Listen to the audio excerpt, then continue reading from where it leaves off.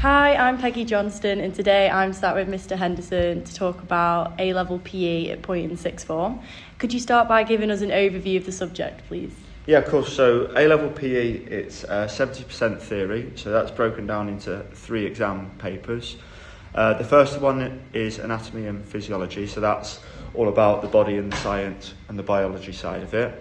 The second paper and the third paper are more like the social, cultural and the history of sport papers, where there's quite a few interesting different topics about where different sports started from, how they developed, especially with technology, and both of those are an hour exam for each paper 2 and paper 3.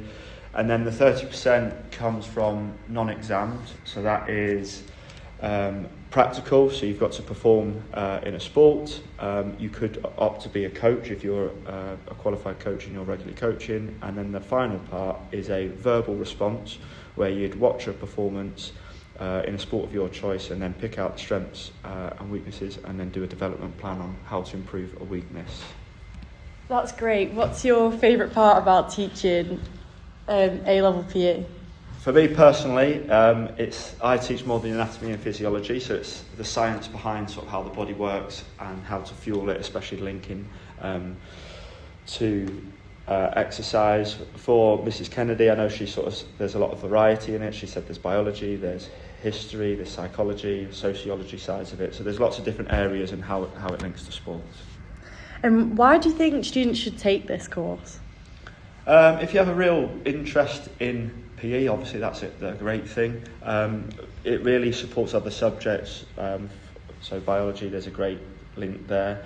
It helps develop your knowledge, sort of why your body does certain things, and especially why it does them in relation into sport. And for students who have taken GCSE PE, how does the A-level differ to that? It's particularly for us, it's a lot smaller classes, so it's a bit more sort of one-to-one. It's a bit more of a not relaxed atmosphere, but you can sort of learn a lot of things through practical and try and bring the practical side into the theory and teaching the theory side of it a lot more, which is really beneficial to sort of your understanding of the topics. That's great. And how do you think it's benefited students on their next steps? Probably pick a couple of students. There's one that's gone on to physiotherapy in the past, so a lot of the content around biology really helped her sort of understand how the body works going on to that.